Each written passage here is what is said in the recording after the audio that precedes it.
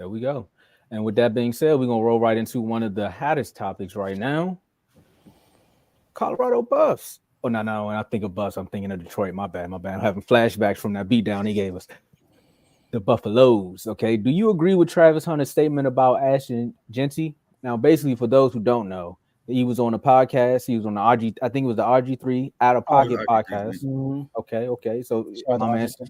hey RG3 man, we still waiting for you to call us back. I sent the message. You never replied.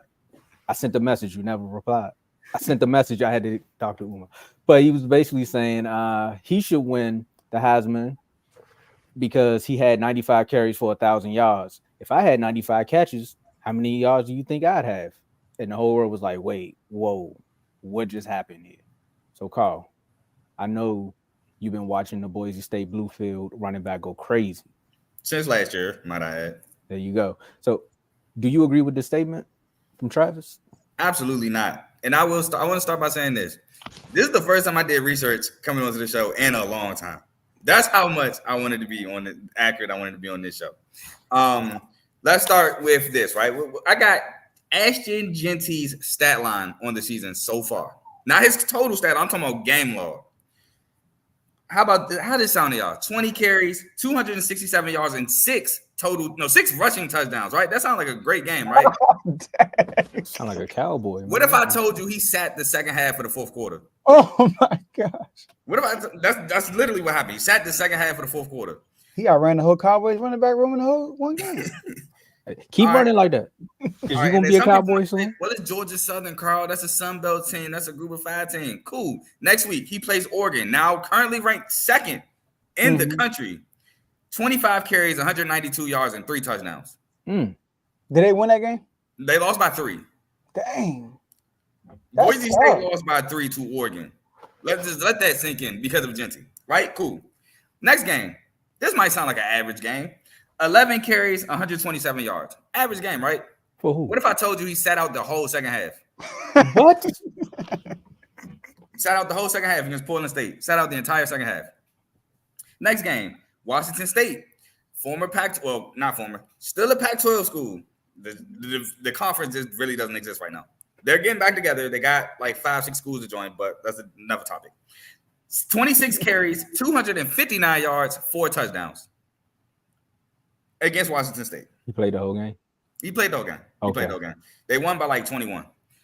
Next game, Utah State.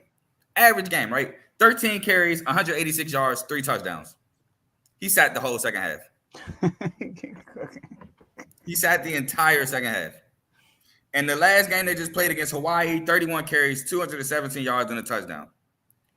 6 games, he has 17 rushing touchdowns, 18 total. He got 1 receiving touchdown. And that game against Hawaii, I think he had like 100 or 95 like in the first quarter. He broke I think a 50 or 60 yard run first play for a touchdown. And that's not the first time he did that this season. That's great. So that's just Ashton Jeanty's stat line, right? That's his game log for 6 games. He's currently at 1,247 rushing yards in 6 games and 17 rushing touchdowns in 6 games. Woo! Here's another thing I disagree with Travis. He said he had 95 carries for 1,000, right? That was before the Hawaii game. Imagine what I would do with 95 catches. Bruh, you're not supposed to average the same yards per catch as a yard per carry for a running back. So if you average the same yards per catch as a running back averages yards per carry, that is immediately putting the running back at a higher standard. Ashton Jeanty is literally averaging a first down a carry. He's averaging 10 yards a carry. He was average. He made it seem like if I had 95, if you get 95 carries as a running back, you're automatically gonna have 1,000 yards. No, the golden standard for yards per carry is 4. If he had 100 carries, that puts you at 400 yards. He is blowing out the standard for a running back in college football this year. Now, right? You want to know the major stat behind all of this though with Ashton Jeanty? 0. No fumbles. That's what I'm talking about. No fumbles. Now, Trav said we've seen good running backs before, which we have. We've seen Reggie Bush. I haven't seen Barry Sanders. I've seen highlights on YouTube and stuff, but Barry Sanders, who, by the way, he's on pace to break all those records, by the way. We've seen is it Ahman Green? Ahman Green, true, but that's not what I was thinking about. Derrick Henry? I was thinking about the running back from Wisconsin that won the Heisman. Not Monty Ball. God, I can't remember his name. Was it Ron Dane? I think it was Ron Dane. We've seen guys who come through, right? But he said we haven't seen a two-way player like this. Well, you're right, Ron Dane. Well, Travis. I was right? Yep. Cool. All right. So, have you heard of Chris Gamble, who won a national championship at Ohio State, played wide receiver and cornerback for Ohio State? Have you heard of Adoree Jackson, played wide receiver and cornerback for USC? I thought it was going to be a receiver coming into the draft. Have you heard of Miles Jack, played linebacker, running back for UCLA? We all heard of this guy. Champ Bailey, played wide receiver and cornerback for Georgia. We heard of him, right? Shaq Thompson, he played linebacker, safety, and running back for the University of Washington. And Charles Woodson. Charles Woodson, right? He won the Heisman. Michigan, played wide receiver, cornerback, and won a natty, right?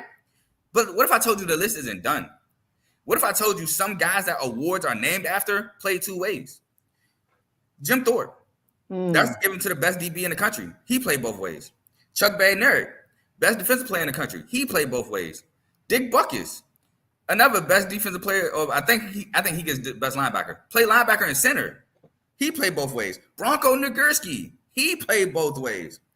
So that's just factually incorrect what Travis have said. We've seen guys play both ways, and we've seen guys who got named awards named after them play both ways. So yes, Travis, we have seen you before. Not to say that you have not been balling, because you have been balling like crazy. You have been doing really well on both sides of the football. But this is what I feel. You're trying to dim Ashton Jeanty's light on a record-breaking pace to shine a light on you, when in reality, you don't have to. You could have just said, we're both playing at a high level. I respect what Ashton Jeanty is doing, but I'm doing it on both sides. And that'd have been a cool response. Yep. But instead, you made it seem like what Ashton Jeanty doing is just regular. It's not. It's not at all. So that's my response to that. I 100% disagree with what Travis Hunter said. Yeah. Go ahead, Tomo. I just got one comment, because as I was going through the stats, and first of all, I looked at the wide receiver stats for Travis Hunter, and again, he's playing both sides. Currently, right now, he has 49 receptions and 587 yards, right? And then I just so happened to look up and say, who's in the top 5? And I was like, is that a Terp? I was like, shout out to Ty Felton, man. You know, with his 55 receptions, with his 55 receptions and 719. So I was just like, man, as a receiver, you know, you might need those 95 touches, because right now it's Terp doing his thing. But I only did that because my boy Carl on here. But outside of that, top 5 that wins. Continue. Hey, we are tied. So we are top 5 and being tied. There we got go. a tiebreaker. Hey, tie-dye. Anyway. Ty Felton knows about MSU. Go ahead. Hey, so many ties. Watch Ty show up in the comments. But see, Joe, look, the neighbors are here. But do I agree with the statement? Nah, because even when he said it, I was like, why would you do that? I was going to say those exact words Carl would use, like, I respect what he's doing. He's having a great season, but at the end of the day, I'm doing it on both sides of the ball. Like, I'm making spectacular catches as a wide receiver, and I'm making spectacular plays on defense. He's making spectacular plays with the run ground, with the run game. Man, sheesh, said it 3 times. But that right there just lets you know that either way, my name is out there, because with Colorado versus what Boise is doing, I'm sorry, 200 yards in a football game and you ain't even finished the game most of the time. That's just amazing. Like, you got to get your ass touchdowns on the ground. No he didn't fumbles. play that second half of the fourth quarter. Yeah, with no fumbles, man. Like, that's crazy. No fumbles. That's the part. Also, before you go, Joe, I got one more thing to say is, if nobody from his offensive line doesn't go high in the draft, I don't know what's going on, because for the running back to be running that good, somebody's blocking. So all of them going to eat. They got a bet. Him and one of the offensive linemen got a bet. I forgot what it was, though. Bruh, Jeanty is running through people, running past people, running around people. It's not like he's just breaking long games because the holes are so wide open. But he's not going down. He's tough to bring down. Yeah. And but yeah, so one more stat. My fault, Joe. Go ahead. There was a stat I saw. I don't remember it verbatim, but it was like Ashton Jeanty leading the league in rushing, and it was like 2 running backs in front of Jeanty, behind Jeanty, and then Jeanty was 4th in yards after contact. His yards after contact is 4th in the country. So you playing the Cowboys? But to Travis Hunter, you know, like, this is no shade to you or nothing like that. You know, like, we still think you're a great player. But like you said, Carl, he kind of downplayed Ashton Jeanty to up his his argument, which he don't really have to. Like, even though we seen what he's doing before, he could talk about just this year. Who's doing what he's doing this year? Like, right?